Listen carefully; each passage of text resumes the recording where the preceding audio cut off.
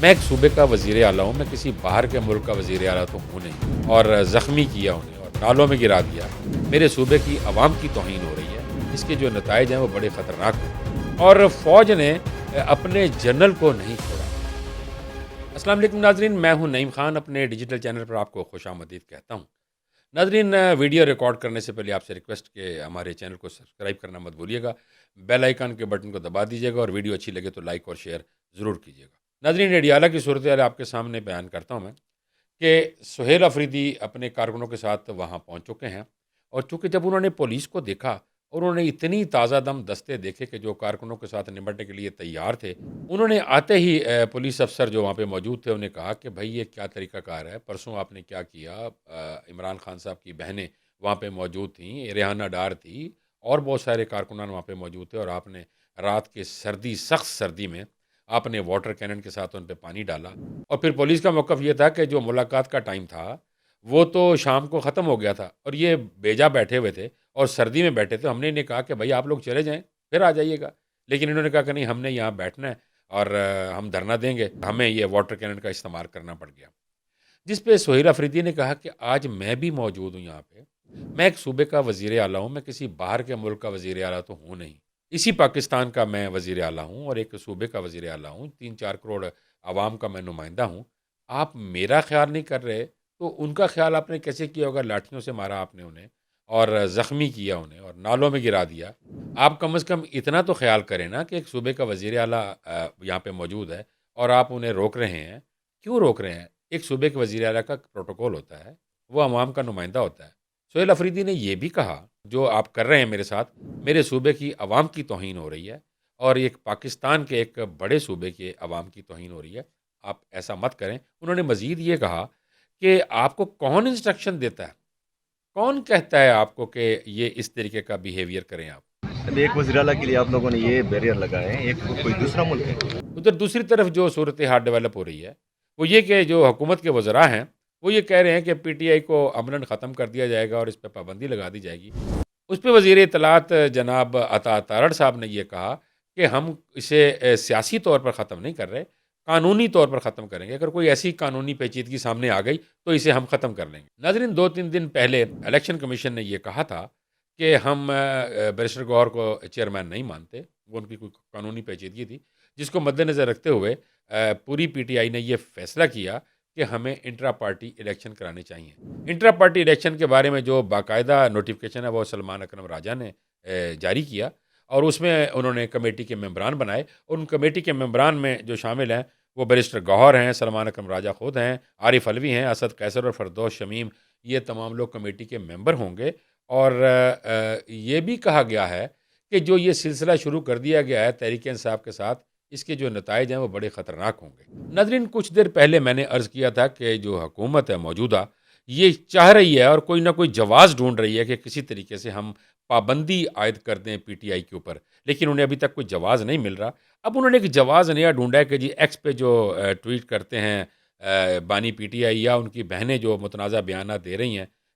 Establishment کے خلاف بھی اور باقی بھی جو بیانات ہیں، وہ اس بیانات پہ سلمان اکرم راجہ نے کہا کہ یہ اس کا پارٹی سے کوئی لین دین نہیں ہے، یہ بانی کی اور ان کی بہنوں کی ذاتی رائے ہے، اس سے پارٹی کا کوئی تعلق نہیں، اور یہ صحیح بیان ہے، اور وقت کی نزاکت کو سمجھتے ہوئے ان کا یہ بیان اس وقت بہت ٹھیک تھا کہ انہوں نے کہا یہ پارٹی کی رائے نہیں ہے، یہ ان کی ذاتی رائے ہو سکتی ہے۔ اور ناظرین، مجھے یہ محسوس ہو رہا ہے کہ سلمان اکرم راجہ اس وقت وہ واحد آدمی ہے جو پارٹی کی ساکھ کو بچانا چاہ رہے ہیں۔ اب جو میں نے پہلے عرض کیا تھا کہ انٹرا پارٹی الیکشنز کے بارے میں بھی باتیں ہوئیں، اور اس میں اسد قیصر صاحب نے بھی مخالفت کی کہ جب تک بانی سے ملاقات نہیں ہوتی تب تک انٹرا پارٹی الیکشن نہ کرائے جائیں، اور بھی لوگوں نے بڑے سوالات اٹھائے، لیکن سلمان اکرم راجہ نے وائزلی ڈیسیجن لیتے ہوئے یہ کہا کہ بھائی جب ملاقات ہوگی تب دیکھی جائے گی، اس وقت تو پارٹی کی صورتحال بڑی خراب ہے، کوئی چیئرمین نہیں ہے، الیکشن کمیشن ماننے کو تیار نہیں ہے کہ بیرسٹر گوہر جو سے ہیں وہ چیئرمین ہے، تو ڈیفینیٹلی اور فوری طور پر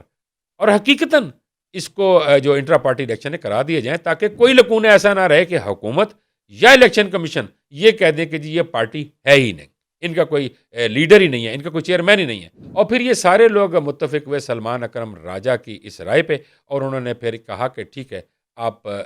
جو لیٹر ہے وہ جاری کریں تاکہ انٹرا پارٹی الیکشنز ہو جائیں۔ جب رانا ثناء اللہ صاحب سے پوچھا گیا کہ عمران خان کو جیل سے منتقل کیا جائے گا، تو انہوں نے کہا کہ اگر صورتحال ایسی ہی رہی جو کہ اس وقت جو انتشار پھیل رہا ہے وہاں پہ جیل کے باہر لوگ اکٹھے ہو جاتے ہیں، جیل کے باقی قیدیوں کی جو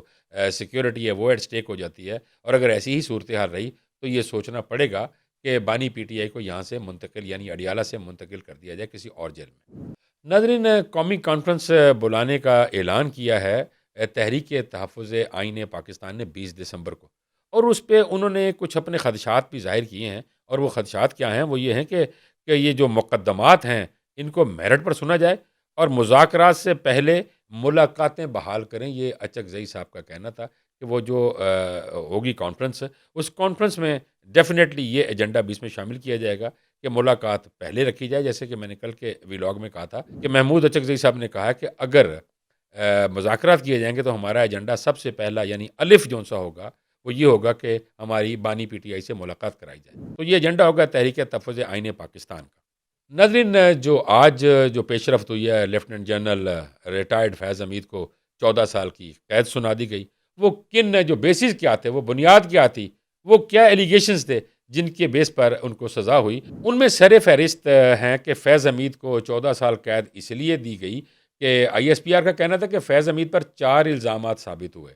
الزامات میں سیاسی سرگرمیوں میں ملوث ہونا، آفیشیل سیکرٹ ایکٹ کی خلاف ورزی کا الزام ثابت ہو گیا، اختیارات اور سرکاری وسائل کا غلط استعمال کا الزام بھی ثابت ہو گیا، اور افراد کو غیر قانونی نقصان پہنچانے کا الزام بھی ثابت ہو گیا۔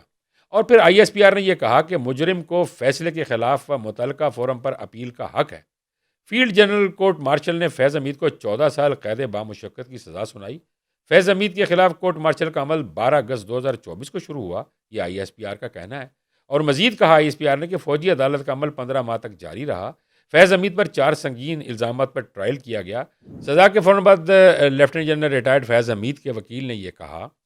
کہ 40 دن کا اپیل کا چونکہ ٹائم ہوتا ہے تو میں 40 دن میں یہ اپیل دائر کروں گا، اور میرے پاس وہ تمام ثبوت موجود ہیں، اور میں دوبارہ اس کیس کو جو کورٹ ہے ملٹری کی اس میں لے کے جاؤں گا اور اس میں اپیل کروں گا، اور وہ بڑے کانفیڈنٹ تھے۔ جنرل فیض حمید کے وکیل کے مطابق یہ کہا گیا کہ ہمیں بڑی قوی امید ہے کہ فیصلہ ہمارے حق میں آئے گا۔ ناظرین، میں اس ضمن میں ایک بات ضرور کروں گا کہ D G I S I کا عہدہ بڑا طاقتور عہدہ ہوتا ہے، اور فوج نے اپنے جنرل کو نہیں چھوڑا، یعنی وہ جو الزامات ان پہ تھے وہ ثابت ہوئے اور ان کو سزا ہوئی، فوج نے کبھی بھی کمپرومائز نہیں کیا۔ اگر جو ریاستی دہشت گردی ہو یا ریاست کے خلاف استعمال ہو رہے ہوں یا فوج کا کوئی بندہ انوالو ہو جائے، یہ فوج ایک منظم ادارہ ہے۔ اس سے آج ثابت یہ ہوا کہ فوج کبھی بھی چاہے ان کا جنرل ہو یا چاہے کوئی بھی ہو وہ معاف نہیں کرتے اگر ثابت ہو جائے، اور آج یہ الزامات ثابت ہو گئے ہیں۔ تو ناظرین، اگر تھوڑی سی کڑی جوڑی جائے کہ اگر فوج اپنے جنرل کو بھی نہیں چھوڑ رہی کہ جو سیاسی امور میں دخل اندازی کرتے رہے ہیں، تو وہ باقی جو لوگ ہیں جو سیاست کی آڑ میں جو حرکات کرتے رہے ہیں، کیا ان کو وہ چھوڑیں گے؟ نہیں چھوڑیں گے، لیکن ثابت تو کرنا پڑے گا نا۔ اب جو تمام ہماری عدالتیں ہیں ان کو بھی یہ دیکھنا ہے کہ فوج جو ایک ادارہ ہے وہ کسی کو نہیں بخشتا، تو پھر باقی جو ہماری ادارے ہیں یعنی ہماری سپریم کورٹس ہیں، ہائی کورٹس ہیں، ان کو بھی تو دیکھنا ہوگا کہ اگر کوئی غلط کرتا ہے تو اس پہ غلط سزا دی جائے، کیونکہ وہ بھی ایک ادارہ ہے اور فوج بھی ایک ادارہ ہے۔ اگر فوج نے نہیں بخشا تو پھر باقی جو ہمارے ججز حضرات ہیں وہ بھی مہربانی کر دیا کریں، وہ بھی نہ بخشا کریں، یا پھر صحیح فیصلہ کریں جیسے فوج نے فیصلہ کیا ہے صحیح۔ ناظرین، ایک تازہ اپڈیٹ یہ بھی ہے کہ ایمان مزاری کا کیس سننے کے لیے ناروے کے سفیر پہنچے وہاں عدالت میں، اور یہ وہاں پہ پہنچنا ان کا یہ ہیومینیٹیرین گراؤنڈز پہ تو ہو سکتا ہے، اور میں یہ سمجھتا ہوں کہ وہ یہ بھی اسیس کرنا چاہ رہے تھے کہ کیا یہ کیس ٹھیک ہے، سچ ہے یا غلط ہے۔ اس کا جو آئے گا رد عمل وہ تو بعد میں آئے گا، لیکن یہ بہت بڑی بات ہے کہ ایمان مزاری کا کیس سننے کے لیے ناروے کے سفیر کو خود آنا پڑا اور وہ خود عدالت میں موجود رہے۔ ناظرین، کسی بھی سفیر کا عدالت میں پہنچنا کسی کیس کو سننے کے لیے یہ نوبت کیوں آئی؟ اور اس طرح کی باتوں سے نا پھر جگ ہنسائی ہوتی ہے کہ بھائی پتہ نہیں وہاں عدالت میں صحیح ہو رہا ہے یا نہیں ہو رہا، لیکن عدالتوں میں تو ہمیشہ صحیح ہوتا ہے، کیونکہ وکلاء اگر اپنا کیس صحیح پریزنٹ کر دیتے ہیں اور اس پہ صحیح بحث کرتے ہیں تو وہ جو ہوتا ہے دودھ کا دودھ اور پانی کا پانی ہو جاتا ہے۔ لیکن آج یہ بڑی امپورٹنٹ ڈیولپمنٹ تھی کہ ناروے کے سفیر خود عدالت میں پہنچے۔ ناظرین اب تک کے لیے اتنا ہی. آپ کیا سمجھتے ہیں کمنٹس باکس میں اپنی رائے ضرور دیا کریں. جو آپ کی رائے ہوتی ہے نا ناظرین وہ ہمارے لیے بڑی محترم اور معتبر ہوتی ہے اور اس کو ہم پڑھتے ہیں اور اس کا جواب بھی ہم آپ کو ضرور دیتے ہیں. مجھے اجازت دیجیے. اللہ نگہبان.